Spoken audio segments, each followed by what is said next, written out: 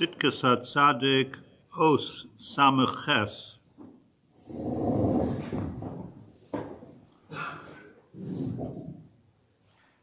Actually, one of the most stunning chapters, in my opinion, of the Tzidkas Hatzadik. And when I went over it now, I realize it's even more stunning than I thought. The Tzadok says as follows: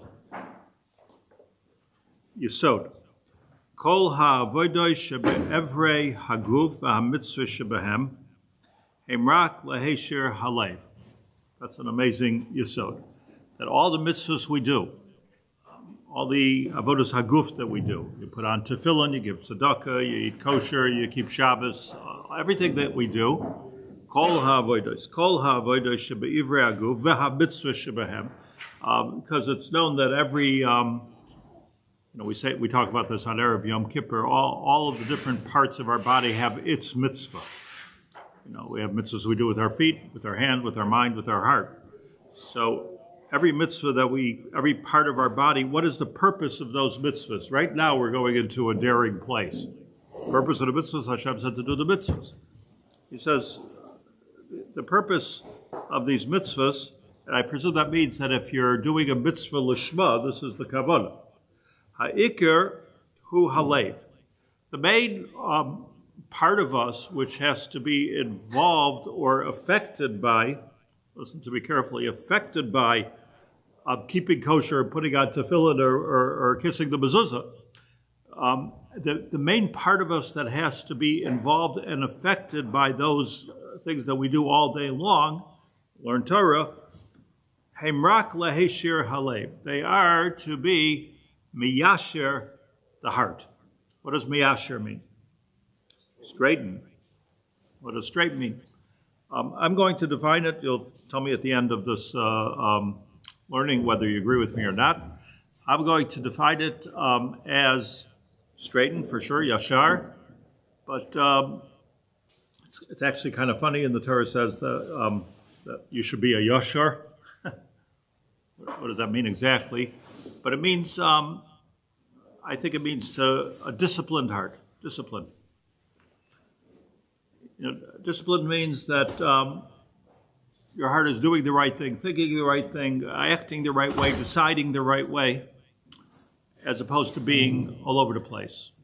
It's very interesting, just parentheses, that, we could talk about a lot of different kind of spiritual practices. We could talk about davening, we could talk about meditation, we could talk about, different avodah and midos. The one thing that I noticed that people really just don't want to hear about is like discipline. it's not like a very popular subject, discipline, especially disciplining the heart. It just feels very rough, rigid. But I would like to posit that it's probably the most important avodah of everything, because it's like in the physical world. If you'll eat well for one day, it probably did you no good at all. If you change your lifestyle to eat a certain way, it does you good. If you exercise once, you get tired. If you exercise every day, you're building up whatever muscle, etc., that you're supposed to build. And the same thing in Ruchnius. It's good to go to shul once in a while, but the one who knows, this is when I get up and I go to shul. It's so important to put on tefillin every day. It's so important to have kavanah every day. So at the end of it, you want to have a leyv yashar, and the purpose of all the mitzvos and all the avodah shebe'evrei haguf, basically, which seem to be sort of chitzoni. Maybe Hashem wants us to use our hands for mitzvahs. So it's all leheshir halev, but all refers backwards or deeper back into my leyv. So whenever you think any mitzvah, think leyv, specifically yashir halev. Says Reb Tzadok, that's a big chiddush. That's a big chiddush that you should do mitzvahs to have a good heart. Maybe you need a good heart to do mitzvahs, but it's a big chiddush that we should do mitzvahs for any reason other than Hashem said to do it, but specifically, it just makes me into a better human being. That's a big chiddush. It doesn't sound very typical of what we learn. Va'ikar hu alev, and the reason for this is because the main part of us is our lave. Shisham ma'on Hashem yisparach. What's so big about the lave? We're not talking about the physical organ of the lave. We're talking about the seat of emotion, or the seat of decision. Maybe the neshama is in the lave. The Yetzer Hara, the Yetzer Tov is in the lave. Right? All these things the Gemara says about the lave. So Sham, the ikar is that Sham, Ma'on Hashem Yisparach, that's like Hashem's department within our body. Meaning like executive offices of HaKadosh Baruch Hu is in our lave. We have a lot of abilities. We can move things, we could walk, we could do all kinds of things. We could be full athletes, but the fact is that if you want to go to the executive department of our body, that's the lave. Why? Because that's the Ma'on Hashem Yisparach, that's the home of Hashem within us. That's where his dwelling is. By Shaber Chazal, this is before in Chazal, and I feel obligated to say I didn't understand the Chazal this way, but he does. HaKadosh Baruch Hu liban shel Yisrael.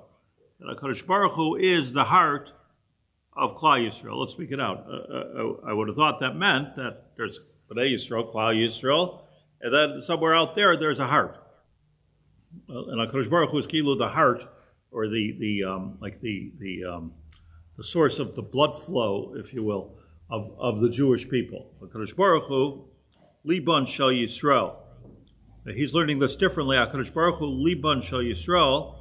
He's learning that in the lave of Yisrael sits HaKadosh Baruch Hu. If you want to understand what's going on in the lave, I'm pointing here, even though I don't know this is where the lave is. I'm just pointing the physical here. If you want to understand what's going on in the lave, shel Yisrael, HaKadosh Baruch Hu is going on there. That's what's going on in the inner dwellings of my heart, are the dwelling of HaKadosh Baruch Hu. Shenamar, as it says in the Torah, in Tehillim, Sur Lavavi.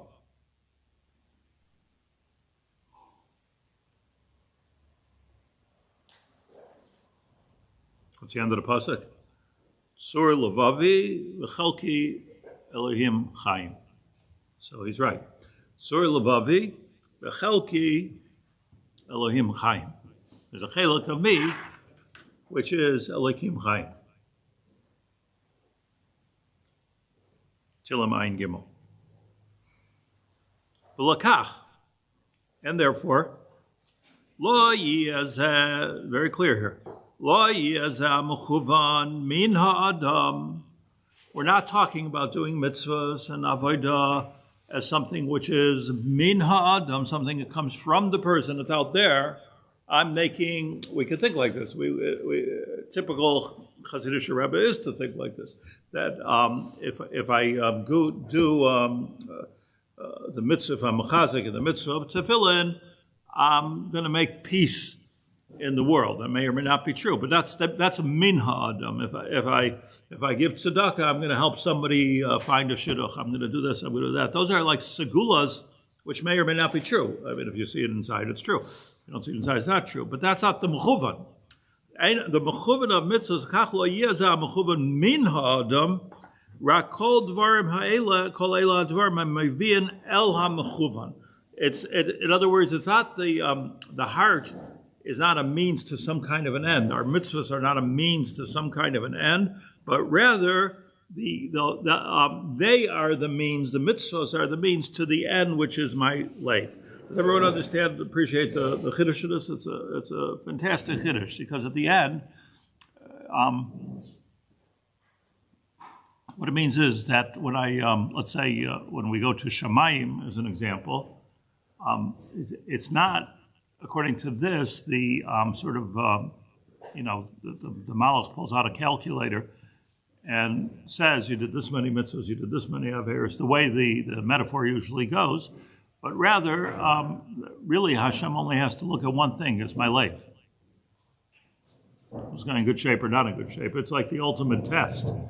So, like in our minds, it could be counting mitzvahs and averos, but it's not necessary, and that's why the Pirkei Avos says you can't really No, this could be one big mitzvah, which could be worth 100 other mitzvahs be a day. There are some cheshbonis of, better to give tzedakah many times than to give it one big time. There are cheshbonis, but ultimately, we don't know. Einan tam yodin matan schar and shel mitzvahs. You don't know what that might mean.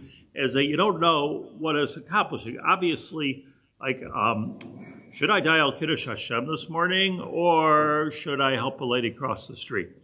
So obviously, there's both mitzvahs. But obviously, there's a mitzvah which is going to make a bigger roshem on my leyv. Not sure which one. Mitzvah is going to make a roshem on my leyv more than the other one. So this is the yesod, the underlinable yesod of Reb Tzadok. L'kach lo yezah mechuvan, meaning all the mitzvahs that I do are not mechuvan min ha'adam. It doesn't go outward. Okay, I'm using my body to do a mitzvah. Rak kol elu dvar ma'maviyim el ha'mechuvan. K'ma she'amar b'zayar, and here's the Zayar, which is well known from Reb Tzadok, if I made it famous. Al taryag mitzvahs. What is the point? Says the Zayar of taryag mitzvahs, 613 mitzvahs. Hein taryag itin. They are really 613 pieces of advice. Itin means advice. 18 eitzos. That's in Hebrew. 18 eitzos. So, or how do it was like you're going to the spiritual cardiologist and you're saying, like, how do I improve my chesed a little bit in my heart? There's something wrong with my heart here. And the answer is, well, you should give tzedakah to every single person who asks. You don't even hesitate, because that's a good exercise that's a real spiritual aerobic exercise. So the 613 mitzvos are not the goal. They're eitzos. They're pieces of advice. It's a fascinating Zohar. Pieces of advice as to how to do what, how to make my leyv the full shlemus of what it was meant to be. Am I wrong in feeling like this is actually quite a controversial statement? Extremely controversial. Extremely controversial, and it's only going to get more so. Sit back. Of course, it's controversial because anytime, and first of all, anytime we say we're doing something. Let's say, I'll give you an example of how controversial. Let's say you would say to your wife, I'm going to help you in the kitchen today because it's really good for me to do that. Right. This seems to be the wrong derech. I'm doing this for you. I'm not doing this for me. I'm doing this for Hashem. I'm not doing it for me. But that's not what we're learning here. What we're learning here is, of course, we're doing something for Hashem. That's why He created us. But what are we doing for HaKadosh Baruch Hu? We're making ourselves into spectacular hearts. And the way you make yourself into a spectacular heart, says Reb Tzadok, is by doing these 613 things, or as many of them as you can. Like an obvious example, which is very much in line with what he's saying, is the Ramban. The Ramban says, by the way, in many places, this I believe is a Shittas HaRamban throughout Chumash, but the Ramban says at the beginning of Vayikra, well-known Ramban, that the purpose of karbanos, why we're bringing karbanos, because somehow that's miyasher salev.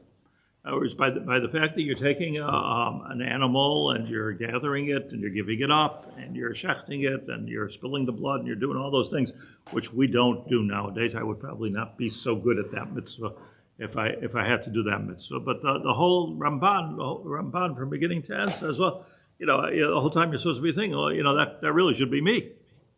So the korban. And most of the avodas habeis hamikdash, which we know all karbanos and kachim and even trumas ha'maisros, is all about being miyasher salev. It's not so much about helping the Kohen or the Levi, truma gedolah meiser. It's a way of being. Hashem wants to help the Levi. I'll help the Levi. It's not about a tax system. It's about this tzedakah is miyasher salev. My proof is, which I mentioned already a couple of times just now, is the Rambam. And the Rambam says that when it comes to tzedakah, there's a big advantage to giving a lot of people smaller amounts than giving one big amount. By the way, that's not true in the shul. But it could be true in life, because what happens is, from an avoda point of view, when you're giving, every time you give, it's a little bit of a knetch, you know. It's not like a big, gigantic move, but it's every time it's a little bit of a knetch, and that knetch is exercising the leyv and the neshama. So you see this a lot of times, yeah. But I don't argue that it's not so controversial. I mean, our whole topic in life is to improve ourselves, is it not? And to let ourselves in. That's controversial. Okay. That's controversial because you can look at it differently. That the minute I do a mitzvah in order to fill in the blank, it's wrong. If I'm learning Torah because I'm davening because because I'm davening. Hashem said to daven. Hashem said to do the mitzvahs. Lishma, shame the mitzvah. I don't know that, at least in the simple reading, that Reb Chaim Volozhin would agree with this at all. I don't believe that Nefesh HaChaim would agree with it at all. When we were learning Nefesh HaChaim together, so we talked about this Nekuda a lot, which seems to be a machlokus. But I just want to say one more thing about this controversy, that this is also not the standard Hasidic shot. So it's not like Hasidus opposes like Nefesh HaChaim, Litvish, you know. It's not. The standard, I'm just saying, the standard Hasidic shot is I'm also doing something in order that something will happen in this world. And there are many, many Gemaras that are mashma that way. And it could be it's true that when you do something, it makes great waves in this world. But what we're going here with now, the aspect of mitzvahs we're going with now is the 613. Let's stop calling them mitzvahs and start calling them 18 eitzas as to how to make my leyv into a better person. You know, if you were going to meet somebody in the street and start talking them into doing mitzvahs, I think you should do mitzvahs. So, what would your main argument, just in a sense, what would your main argument be? Why should you do mitzvahs? Because it feels good.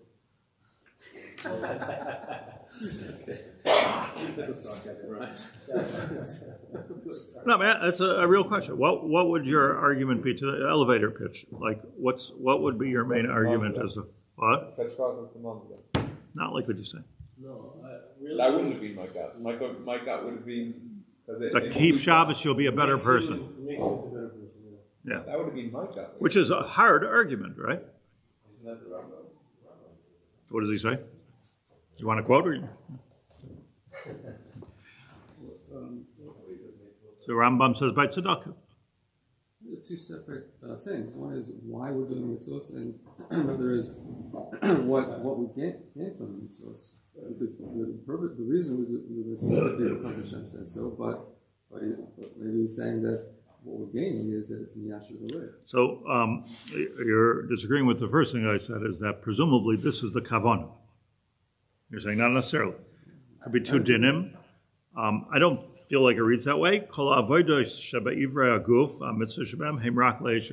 what you're saying is, which I also have a tzad to say that this is what they're for, but my kavanah should be because Hashem said so.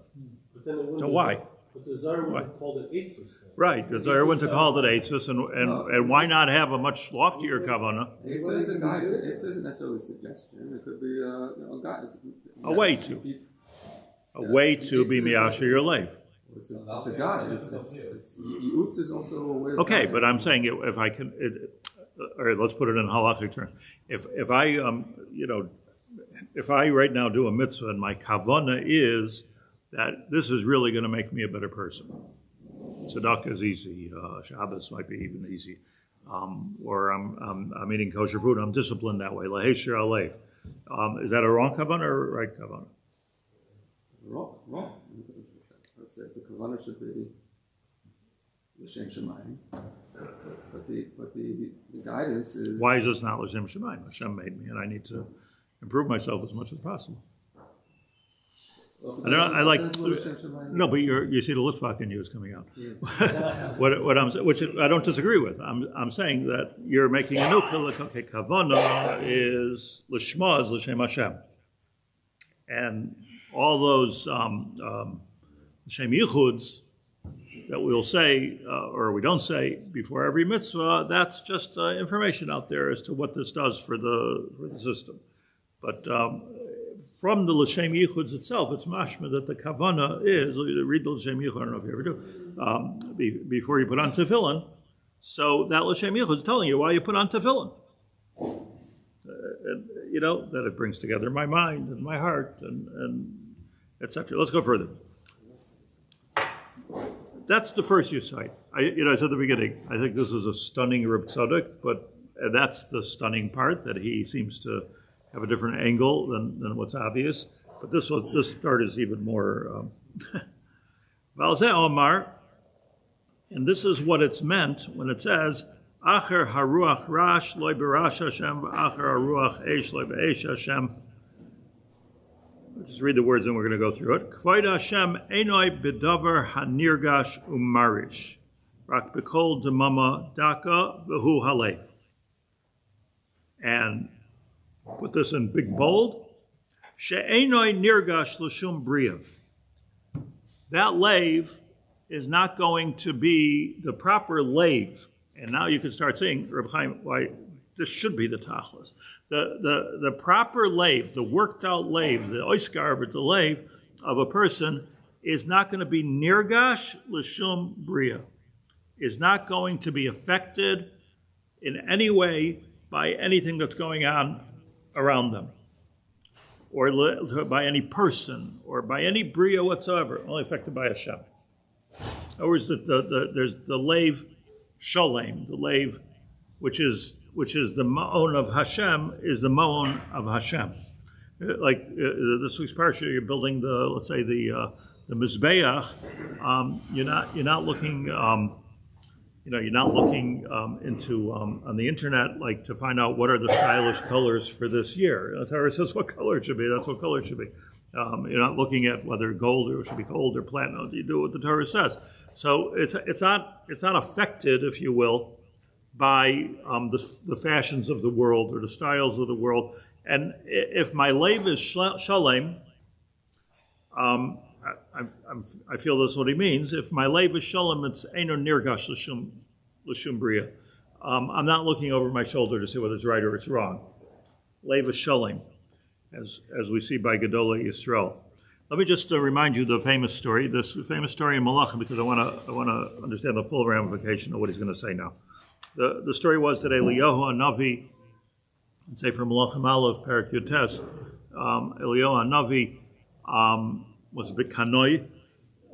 He was a zealous person like Pinchas ben Elazar ben Aaron HaKohen. Eliyahu Hanavi killed the Nevi'ei Abal. There was a death penalty put on him. He became a fugitive of Izebel, who was a fan of the Nevi'ei Habal, and she said to him, "You too will be one of those killed dead prophets." That was her words. And Eliyahu, as a fugitive, began to run away. He ran down to Beersheba. The story tells us he ran to Beersheba. From Beersheba, he ran into the desert. Vayar vayokom vayelech al nafsho. He went to save himself. Vayova Beersheba asher Yehuda. Went to Beersheba. Vayanach haznarisham. He left his assistant there. V'holach b'midbar derech yom. He went into the desert for a day, further than Beersheba. Vayova vayeshiv tachas rosim achad. And he started to pray for death. He had a suicide prayer. God, kill me. Take me now. Vayishos nafshay lamus. Vayomer Rav ata Hashem kach nafshi. Take my life. Ki lo tov anochi me'avos. I should not be living. In other words, he was running away from being chased by the power in the region. And where am I running? Where do I have food? And how am I going to do this? And like, just kill me now. Vayishkav vayishan tachas rosem echa. The Torah tells us the story. And he went to sleep. He fell asleep, and a malach woke him up and said, "Kum echol, I got some food for you." He opens his eyes. Eliyahu Hanavi, he sees ugas ritzafin sapachas mayim, vayochal vayesh vayashav vayishkav. He got up. He ate. There was a whole suda sitting miraculously for him. in the desert there. Again, you're talking about 1 day's travel from Beersheba. Then the Malach came again. Vayakam vayolach vayishta. It tells us here, this important part of the story. Vayelach bakoach ha'achila, he with the strength that he received from this food, he went to Arboim Yoim v'Arboim Laila. He traveled for 40 days and 40 nights. Where'd he go? Ad Har Elokim Chorev. Clear. No Chazal, no Medrash needed. He went to Har Sinai. Vayover Shemala Mara. He went to the Mara. This Chazal tell us this was the Nikras Atzur that Moshe Rabbeinu was in, the cleft of the rock. Vayolan Sham, and he went into that cave. Hine Dvar Hashem Elav. Okay, this, if you're going to have a prophecy anywhere, where you're going to have a prophecy, except for in the cleft of the rock where Moshe Rabbeinu was. Hine Dvar Hashem Elav. Lemar Malach HaPoy Elio. What are you doing here, Elio? What am I doing here? I had kina for HaKadosh Baruch Hu, l'keitzvayis, ki az v'brischa b'nei Yisrael. I got fed up with the Nevi'ei Abal that were leading everybody on the wrong direction completely. That's mizbechasecha harasu. They broke down your mizbeach. That's Nevi'echa hargu b'chorev. They killed Nevi'im. Ve'avasar ani levadi. And here I am all alone, and I'm a fugitive. Vayivakshas nafshi l'kachta v'yomer.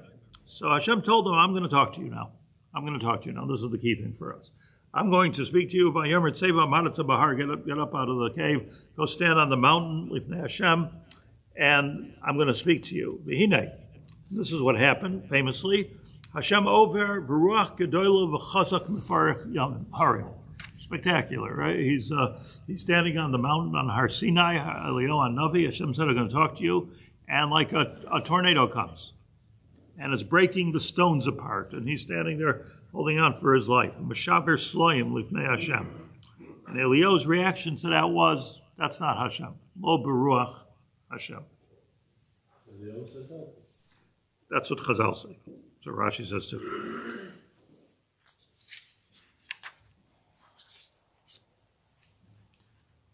V'achar ruach rash, lo berash Hashem.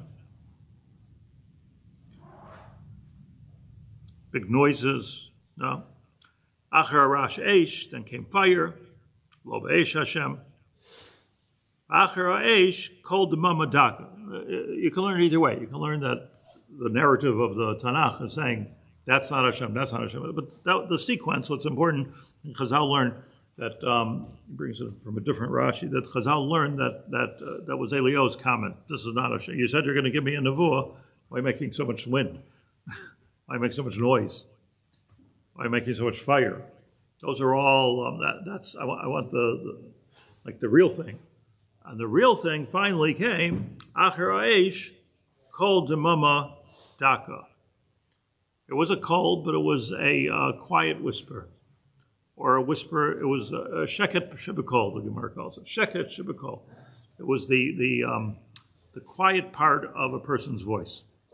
Right? You could talk in full voice, you could sing at full voice like chazan, or there's the sheket shibakol. There's a voice that we have, which is very, very low. And that was what he heard. Kol demama daka. Rashi says, Kol demama daka, kol demeshapchin b'chashoy. It was a voice that was quiet. Chashoy is no voice. Aval ben vi eomas ha'olam amar demama v'koil eshma demama heisel shabeach. Shayim mishabchin b'demama uv'chashoy v'ani shamati kol haba mitoich ha'demama. Rashi says it's chiddush. Kol haba mitoich ha'demama, that the quiet also makes noise. Kol haba mitoich ha'demama, a certain sound that the quiet makes. Like silence is deafening, you know. So kol demama daka. Be'ein shoyman, says Rashi, kol mamish. Could it mean the sound that comes in the context of quiet, like a sound that comes in the context of quiet? Yeah, but listen, be'ein shoyman hakol mamish. Ein shoyman hakol mamish. What do you hear? Don't know. So that's the story. We all know the story, but to review the story. That Hashem does not come in fire, Hashem does not come in ruach, Hashem does not come in eish. I said eish in Rash. But Hashem comes, behold the mamadaka. Rashi says, ein shoymin hakol mamish. And that's how Hashem appears. And Eliyahu realized this, and now came the nevuah of Hashem. We don't have this beautiful hakdama before every nevuah. We have it here. They say Vaydaber Hashem al Moshe Lemor. Pretty straightforward. But here it's fascinating. Now, Rav Tzadok, what he's dwelling on, and I also want to stop on this for a minute. What he's dwelling on is the process here. Like, if Hashem wants to talk to him, why didn't he just talk to him? Vaydaber Hashem al Moshe Lemor. Why the ruach? Why the rash? Why the yesh? Until you get to Kol Mamadaka. Why the build up? What's all the theatrics for it? Just talk to him. Hashem, talk to me. Kol Mamadaka, that's it. That's the one. Was this a test, a Yetzirah, trying to fool him? And the answer is, I think almost l'kula alma, that it's a process. Yes? It's a process. It's not a diversion or a digression. There's fire, that must be God. No. It's a process that one gets to until you can hear the Kol Demama Daka. I want to just, while I'm here, I just want to read to you this two lines in the Malbim right here. He says, Ki b'machana ruach v'rash v'eish. If you're in the fire or noise or a wind camp, if you're in those camps, ein Hashem bam. Malbim says, you're not going to find God there. Like a big tumult, the big tumult. That's not where it's at. Rak b'kol demama. You're only going to find it in a very still voice. Umimenu yilmadu shluchav u'neviav, says the Malbim. From here, the shluchei Hashem and the prophets of Hashem should learn. Bal yisaru sar. Don't make so much tumult. Bal yirashu rash. Don't make so much noise. Bal yaviru eish. Don't make so much fire. Kamoisha asa Eliyahu b'kinasai la'Hashem. This was a message to Eliyahu and all the Nevi'im and leaders that will come from him, that your derech was not the right derech. Amazing. What are you doing? Shochat is Nevi'ei Abal. We're doing a whole. Ki Hashem yishlach es Nevi'av sheyavoyu aleihem bekol demama. The way it works with the Navi is kol demama. V'yimshechu es ha'am ba'avoisais. How do you get the people? How do you get the people? Not by fire. Not hellfire and brimstone. Is that where that comes from? That's not how you get the people, but rather v'yimshechu es ha'am ba'avoisais ahava u'b'dvarim rakim. Soft words will break bones. In other words, the way the Malbim is understanding the simple pshat in the story here is this was a musar to Eliyahu that we should all learn from. Stop screaming. Stop the fire. Stop. That's not how you're going to be Moshech Li'am. The Moshech Li'am, says the Malbim, is gently, whisper.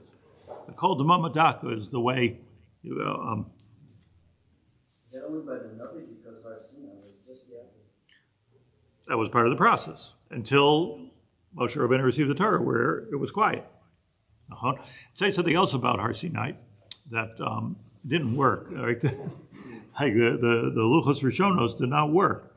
And the Gemara in Shabbos Peches, I think it is, Shabbos Peches, the Gemara says that it didn't work because it was too noisy. And the second, there was too much of a tumult. Kehillas broke him, And the second Luchos, Hashem did, B'chashoy, Shtilahid. And that worked.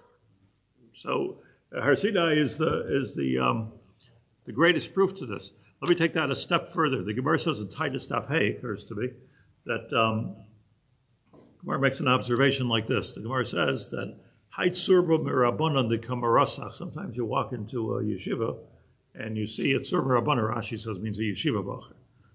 A young budding Talmud Chacham.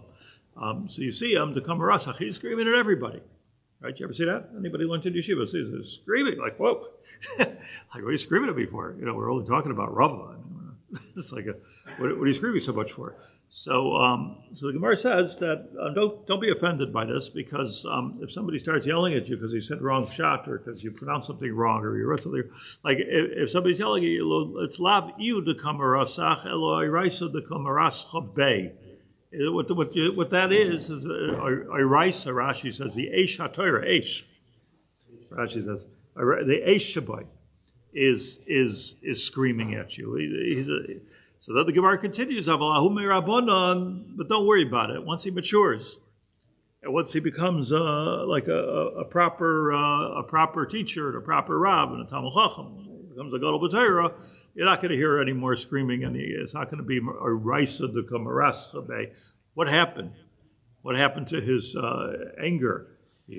So the same thing happens to Eliyahu, because lo b'Rash Hashem, lo b'Eish Hashem. Ultimately, when you, I'm told that when you spoke to the Chazon Ish, it was the moment you walked in, you were at peace, aura of peace. There was no such thing as yelling at anybody. It was warmth. I often retell that I had occasion to speak to Rav Shach Olav Shalom. When people are always afraid, we're afraid of him because, like the famous joke is, what bracha do you make on when you see Rav Shach? And, so the famous joke is, you say, say when you make on thunder.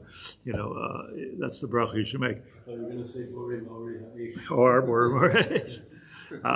I just want to point out my experience. I was talking about my experience was exactly opposite. I could probably say he was probably the warmest, gentlest, quietest, thoughtful, person that I've ever met. I'm a stranger, and I'm taking his time, and he's a gadol ador. Everything was gelassen, as my father used to say. It was gelassen. Everything was smooth and soft, and it was my experience. So what he felt he had to say in public strongly is a different story, but it was like my experience. That's my experience with Rav Moshe Feinstein. That was my experience with Rav Scheidberg. That's my experience with almost all the big gedolim that I met. But anyways, that's what the Malbim says.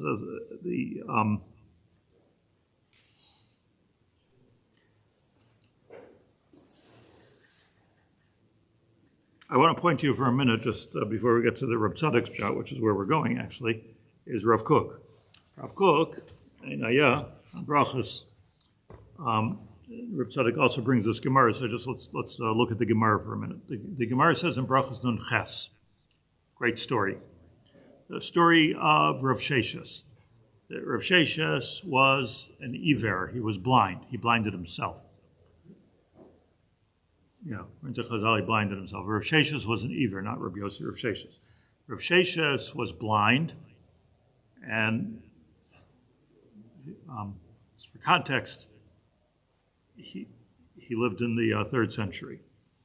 He lived in Bavel. And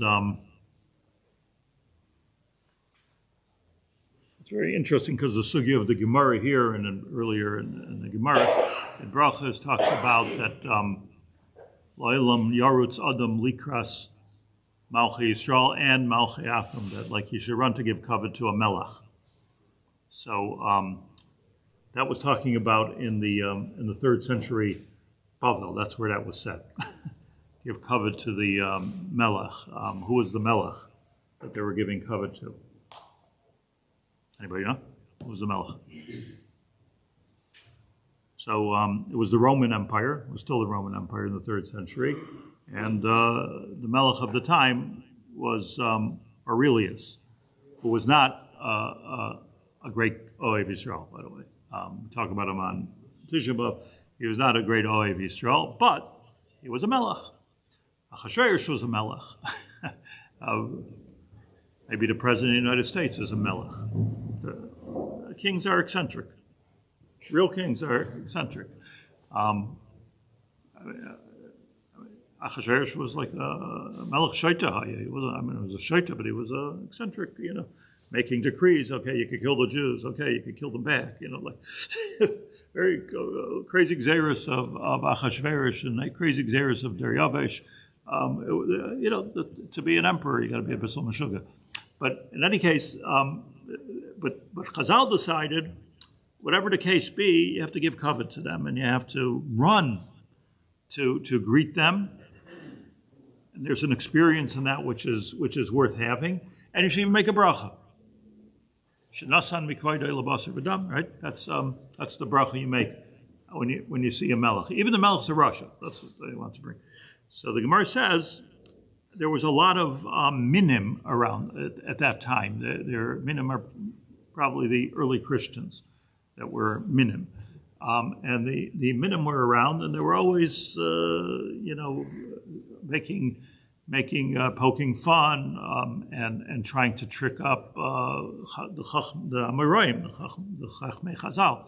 The Amoraim. We're talking about the Amoraim. We're talking about the Talmud Bavli as we know it was being written. By the way, Rav Sheshes, interesting, was, I don't know if it's ironic or not, but he was blind, and he was the biggest Bucky in Torah Shabbat Peh. I guess makes some sense. Torah Shabbat Peh. He was, and the minim were after him. So the Gemara says, Rav Sheshes Sagi Nor Have, Ka'azakul Amal Kibule Ape Malka, and the king was coming to town. His town was Narda. So the king was coming to town. V'kam Azal Ba'adayu Rav Sheshes. Rav Sheshes said, I'm going to follow the crowd, and I'm going to go be makabel upon him Aurelius. Aurelius was the family. Chalaf Gunda Kamaisa. Ashkeche Ahu Mina. And Min, one of the Apokarsim, so they see Rav Sheshes, the blind man, and he's running to be makabel the king. Well, how are you going to be makabel the king if you can't even see the king? So Ashkeche Ahu Mina Amar Le Chatzvi Lanahar Kigan Elaya. Like, what are you accomplishing? Yitzhak, what are you accomplishing with this exercise of going to see the king if you can't see? Amarle, so Rav Sheshes told him, Tochazeh, watch this, the Adina Tvei Minach, I know better than you, when the king is here and when the king is not there. Cholaf Gunda Kamaisa, so they're there waiting in the arena where the king is coming through. So you have to, imagine, the horses and the assistants and the tumult and the bugles and the whole fanfare to hail the chief that goes on as the king is coming. So Cholaf Gunda Kamaisa. So the first group of the people that go, the foreman of the king come through. Avsha made a tremendous amount of noise, and the min says to Rav Sheshes, make your bracha, Cholav Malka, the king is here. The king is here. Do you hear the noise? The king is here. So Amrle Lav, no king here. There's no king here, said the blind man. Cholav Hachrita, second Gunda, second set of people, of troops came in. Amrle Cholav Malka, okay, the king is here. Amrle Lav, no king here. Blind man says, no king here. Asit Tlasoy de Havishaska, and then there was quiet. He came by, the Gunda. What's a good word for Gunda? Procession. What did you call it? That's Hebrew. The entourage came through. Procession came through, but this time it was quiet. So Asid Klisai da Havishaska. Amrle, Rav Sheshes says, king is here. Asa Malka. He was able to understand that when there's a lot of noise, there's no king. That's the beginning of the procession, but that's not the beginning of the program. The music. It's quiet. Amrle, and the men said in. I'm sorry, he said that the men said Asa Malka. Amrle in. Yes. So Rav Sheshes said yes. There's a king here. Amrle Minoyadata. How did you know that the king is here? So he told them Malchusa da Arakain, Malchusa da Rakia, because I know a lot about the Shamayim.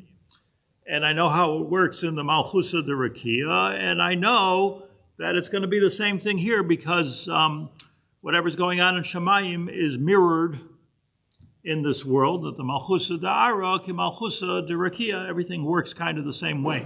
However you want to mirror it, whatever's reflecting what, the fact of the matter is, what you're seeing here, Malchus, is really a mirror of the Malchus Shamayim. D'chsiv, how do I know about the Malchus Shamayim? Because by the Malchus Shamayim, it says by Elio Navi, Acher Harash, Eish, and here's your procession. The procession, you understand? So procession comes from the word process. Here's the process of getting to the king. So the first is Acher Harash, Eish, Loi Be'esh Hashem, Acher Eish, called the Mamadaka. After the Ruach, the Rash, the Eish, finally comes the Kol, the Mamadaka, and that's HaKadosh Baruch Hu. The same thing was here. You have the Gunda Kamaisa, the Gunda, the second Gunda, the third Gunda. No, don't be fooled, that's not the king. Only when it's called the Mamadaka is there a king. Remember, Gemara, that Ha'umi Rabbanon, that once somebody matures, that there's no more tumult. There's no more Arais the Kamaraschabe. It's a kol d'mamadaka, the tzaddik, the Talmud Chacham. Somebody talks like a Talmud Chacham, they talk softly, they talk with derech eretz, they talk with kindness. It's not screaming at everybody. When you're still screaming at everybody, that means you haven't arrived yet. That's the derech of Hashem is kol d'mamadaka. It takes a while. By the way, it's difficult not to scream at everybody. It's not an easy decision. But if you talk to a real Talmud Chacham, not screaming at anybody. Kiasa Malka, when the king actually was there, Pasuk Rosheshes Amar Baruch, made his bracha, which is the point of the sugi. It says Rav Kook on the Gemara. Apparently not. That's what the Gemara's. That's exactly the lesson of the Gemara. He felt it. He understood. I'm kind of like in love with the Rashi that says the Kol Mamadaka Ein Shoymin Kol Mamish Kol Shaba Mitoicha Demama Ein Shoymin Kol Mamish. Like you hear it, but you don't actually hear anything. What you're hearing is the sounds of silence. That's what you're hearing over here. You're hearing the lack of sound. Yeah, it's called a kol. Professional level. I mean, after you hear a lot of loud noise, your ears are ringing from the loud noise. It's quiet. You're hearing like you're sensing. Your ears are sensing the residual. The contrast is The quiet is all of a sudden noisy. What's that? The quiet is all of a sudden making noise. And for a few seconds, it takes a while for that. No, but that's the residual noise. But it's ringing in your ears. It's not like it's actually picked up on a meter or something. But like in your ears, like the contrast. Let me read you this a few words in Rav Kook, which is going to lead us right into the Rav Tzadok. You know, I just want to give a very quick introduction that Rav Kook said that he was asked that it seems like a lot of your what you write and what you think and what you say is very similar to Rav Tzadok. Rav Kook was asked this question. It's written, one of the Igros of Rav Kook, and he said that it's the same line of thinking. But he's talking about individual neshamas, and I'm talking about Klal Yisrael. Like it's a sort of an application of the individuality, if you will, like the neshama of the Jew to the neshama of the Jewish people, from the prat to the klal. But the idea is the same, something that Rav Kook said. So let's go with that. So he says, Ken Yasad on this Gemara. He says, Ken Yasad Hashem Yisbarach. This is how Hashem made the world. Haklipa kaidemas lapri. The klipa of a fruit, the shell of the fruit, is always created before the fruit is created. Look at your tree. The klipa is kaidem lapri. V'hechrech shel hara, and the reason is klipa is like a bad thing, right?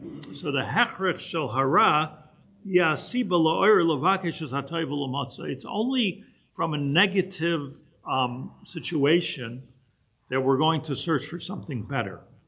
Like, whoa, is this a process? Meaning, if there's no, and he points out, I'm skipping around a little bit.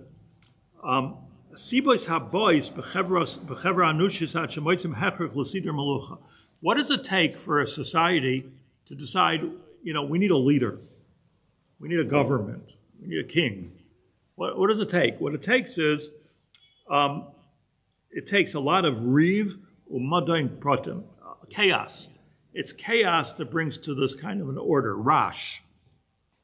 Because there is no peace. You're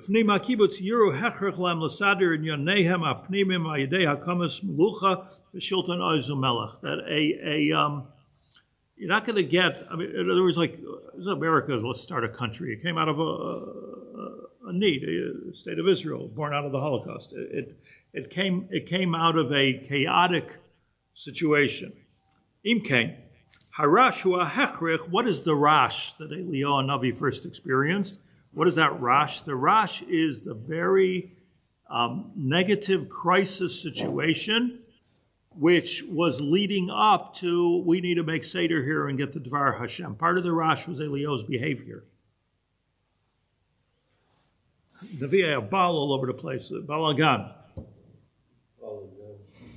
Harashu ahechrich liyos koidem ba'amelech b'tor hayra al hasiba shel hachamadav acher harash. But when the rash is over, there's no more reason for revolt or for revolution or for the crisis is over. So now what is the government doing? So acher harash, when the rash is over, shekvar shakta, the compulsion for creating the leadership has died down. Ayidei HaMelech, because the king did his job.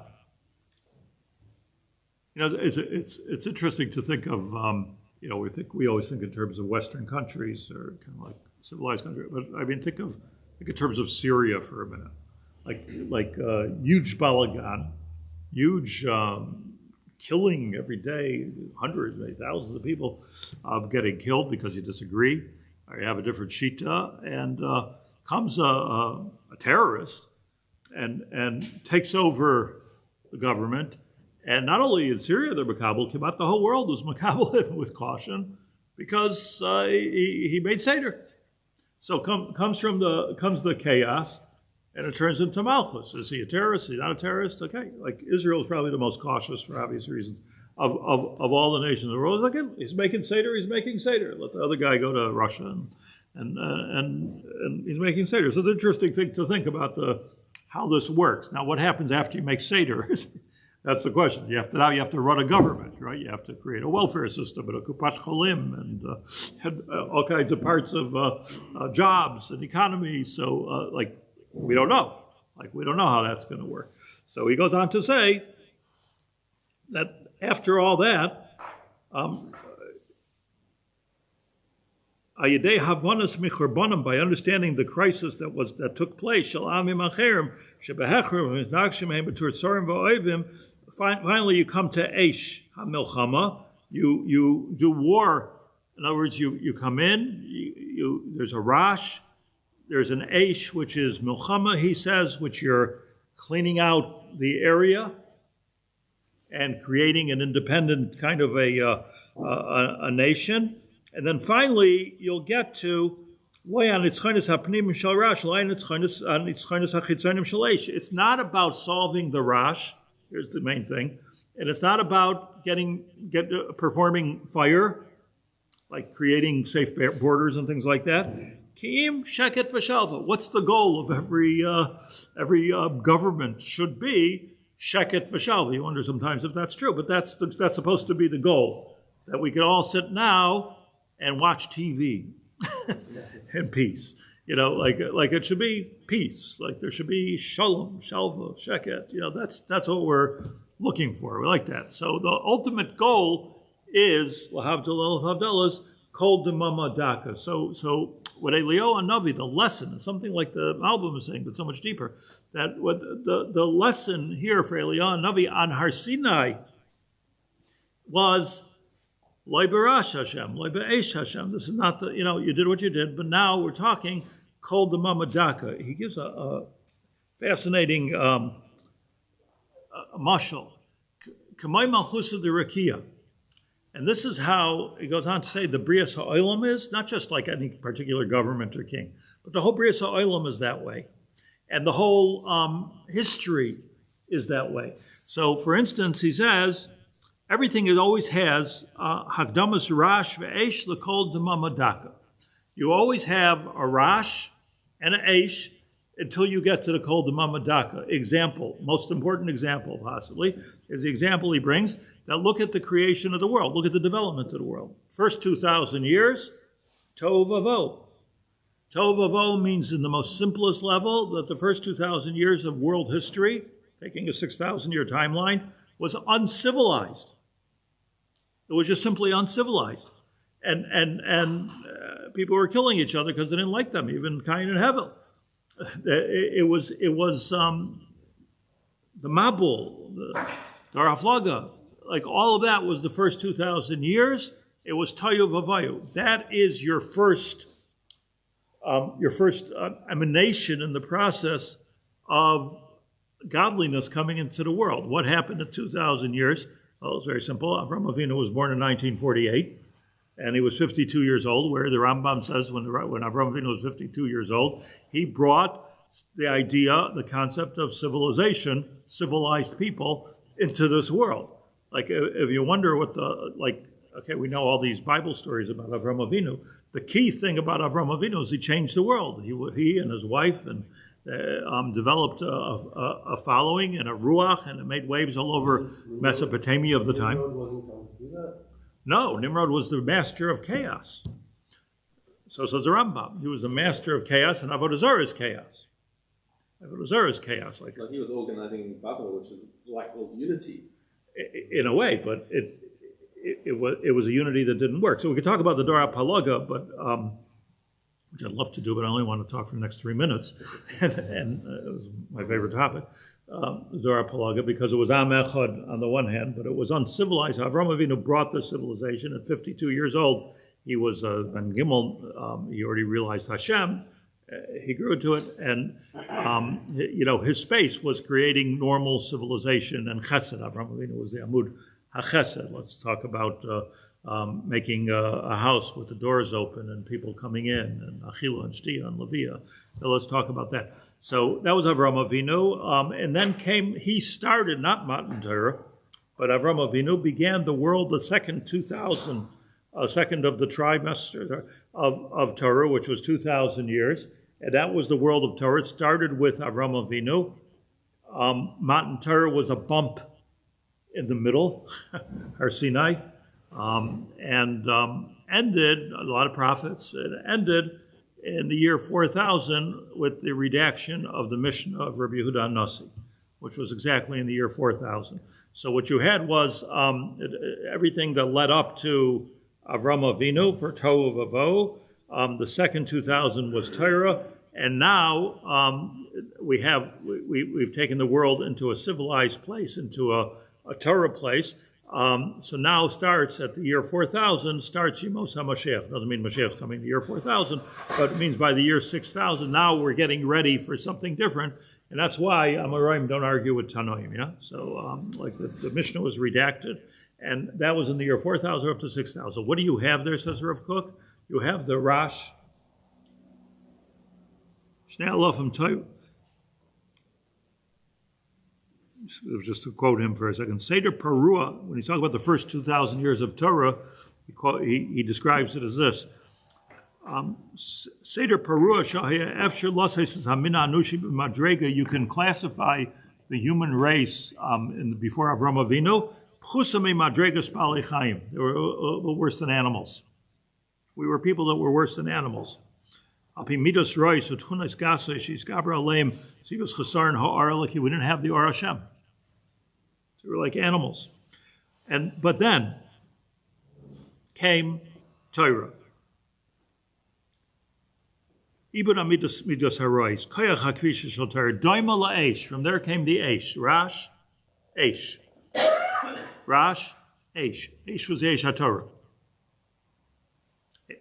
Eish was the Eish HaTorah. Ner Mitzvah, Torah, that came with Avraham Avinu. And after the Eish comes Kol D'Mamadaka. The sound of this quietude. And the sound of the quietude is the Yemos HaMashiach. Sounds of silence. We'll sing it afterwards together. So says Rav Kook. Kedarkoi, and with this I will end, maybe we'll talk about it further, comes Reb Tzadok, and he's going to speak it out, and he says, and this is also the derech of our own neshama, of our own leyv, that the leyv starts off as a tumul, and then it moves, and it must. Reb Tzadok says, Mikol malkum gunda kamaisa cholev, ki avsha, ki lulei zeh efshar. If you don't have that first group of the procession, which is coming before the king, then he's not being treated like a king when it's quiet. You need this process. You need the rash. You need the eish until you can get to the kol d'mamadaka. So says Reb Tzadok, so insightful, that when the neshama or the leyv itself is growing, you need these three things. You cannot start off being a gadol hador. It's quiet, yeah. Start off with a tzurber run in the kamarasach. You're starting off with a tumult, starting off screaming. You'll look at that person, you say, you haven't arrived yet. You're not talking like a gadol. You're talking like a person who's learning. But you need that part of it you need it. You just need it. And Eliyahu Navi needed that also. Everybody needs, yes, the ultimate goal is the kol d'mamadaka, but the kol d'mamadaka is only going to arrive after the ruach, the rash, the eish.